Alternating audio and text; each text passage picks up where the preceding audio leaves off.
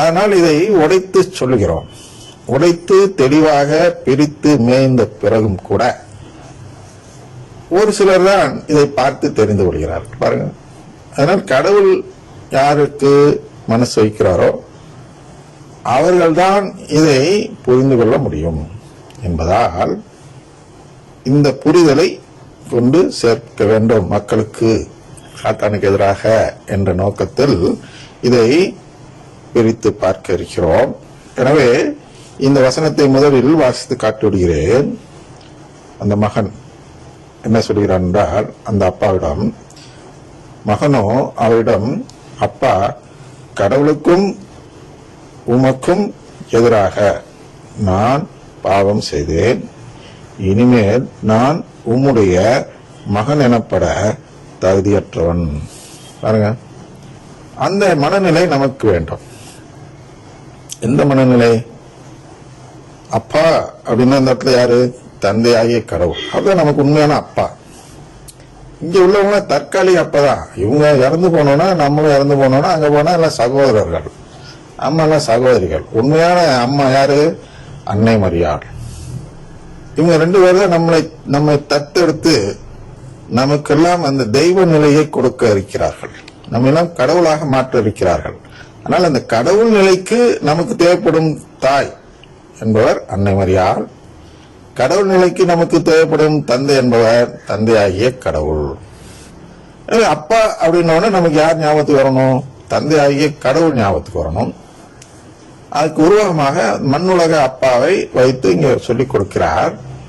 என்ன சொல்லிக் கொடுக்கிறார் என்றால், அப்பா, நான் உம்முடைய மகன் எனப்பட தகுதியற்றவன் என்றார்.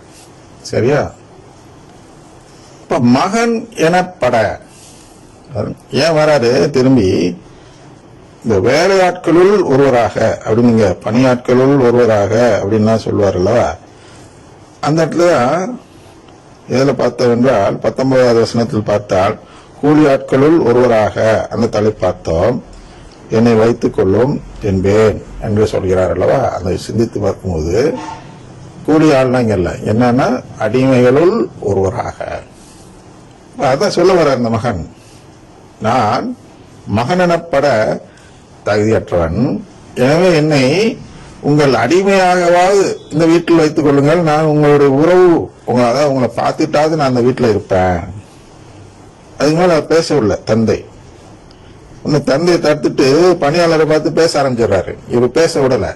அடிமையாக வைத்துக் கொள்ளுங்கள் என்று கேட்க கூட விடல. மகன் என்னப்பட தகுதியற்றன்னு சொன்னோடனே அவர் அதெல்லாம் இல்ல, நான் ஏத்துக்கிறேன், உன்ன பணியாளர்கிட்ட கூப்பிட்டு நீ ட்ரெஸ்ஸை கொண்டா, அதை கொண்டா, கொளுத்த கன்று அடி, அப்படி இப்படின்னா அடுத்தடுத்து போயிடுறார்.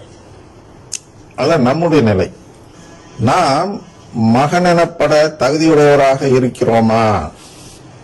அதான் நீங்க ஆராய்ச்சி செய்து பார்க்க போகிறோம். நாம் கடவுளுக்கு மகனாக இருப்பது என்றால் என்ன? அப்போதான் அந்த தகுதியுள்ள நிலையை நாம் பெற்றிருக்கிறோமா? மகன் எனப்பட தகுதியுள்ள நிலை என்றால் என்ன? மகனாக இருப்பது என்னன்னு பார்க்கணும், அப்புறம் அதுக்குள்ள தகுதி என்னன்னு பார்க்கணும். இப்ப அதனால் நாம் என்ன செய்ய வேண்டும் என்றால், முதலில் நம் நிலையை உணர அந்த அடிமை உவமைக்கு போய் அதன் பொருள் எடுக்க வேண்டும். அடிமை உவமை எங்கே இருக்கிறது என்றால், லூக்கா 17:7-10 வரை இருக்கிறது. அப்புறம் 12:37 ஒன்று இருக்கு. அது என்னன்னா அதன் பொருள். இந்த உவமைக்கு பொருள் 12 சொல்றார். பாருங்க, 17 தேவைப்படும் பகுதியை வாசித்து காட்டுகிறேன். உங்கள் பணியாளர் உழுது விட்டோ மந்தையை மேய்த்து விட்டோ வயல்வெளியிலிருந்து வரும்போது அவரிடம், நீர் உடனே வந்து உணவருந்த அமரும் என்று உங்களில் எவராது சொல்வாரா? அதாங்க பிரச்சனை. அப்ப நீங்க அப்படி சொல்ல மாட்டீங்க இல்லையா அப்படின்னு சொல்லிட்டு, ஆனால் நான் சொல்கிறேன் அப்படின்னு எங்க சொல்றாரு? 12 சொல்றார். அதே 17 போய் பார்க்க வேண்டும். அங்க என்ன சொல்கிறார் என்றால், அவர்களை பந்தியில் அமரச் செய்து அவர்களிடம் வந்து பணிவிடை செய்வார் என உறுதியாக உங்களுக்கு சொல்கிறேன். அவர் அப்படின்னா அந்த எஜமான் தம் இடையை வரிந்து கட்டி கொண்டு அவர்களை பந்தியில் அமரச் செய்து அவர்களிடம் வந்து பணிவிடை செய்வார் என உறுதியாக உங்களுக்கு சொல்கிறேன். அப்ப இந்த இடத்துல மகன் எனப்பட தகுதியுடையவன் யாரோ அவனை தேர்ந்தெடுத்து விட்டால் அவனை, அந்த நபரை பந்தியில் அமரச் செய்து வரிந்து கட்டி கொண்டு, அந்த அதாவது அதுக்குரிய ஆடையெல்லாம், அதாவது மதிப்பு கொடுப்பதன் அடையாளம். பட்லரு அது மாதிரிலாம் முன்னாடி இருப்பாங்க.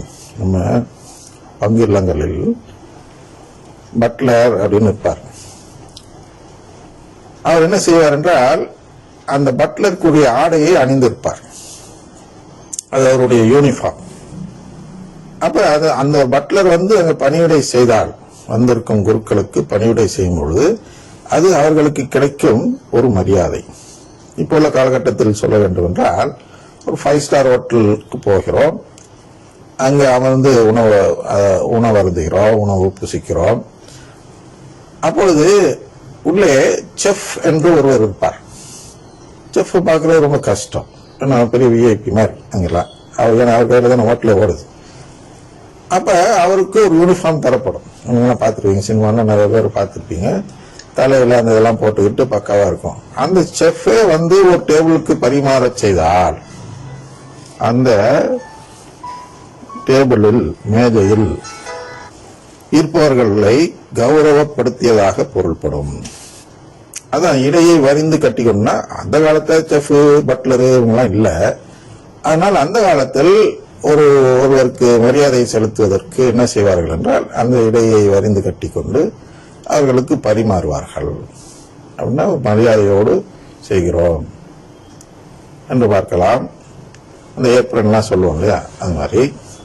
அப்ப யாருக்கு பரிமாறுகிறார் என்று பார்க்கும் பொழுது, மகனெனப்பட தகுதியுடையவன் எவனோ அவனுக்கு பரிமாற கடவுள் தயாராக இருக்கிறார். பரிமாறுதல் என்ன? தன்னுடைய நிலைக்கு மேல ஒரு படி அவனை உயர்த்துவது என்று பொருள் ஆக்சுவலா.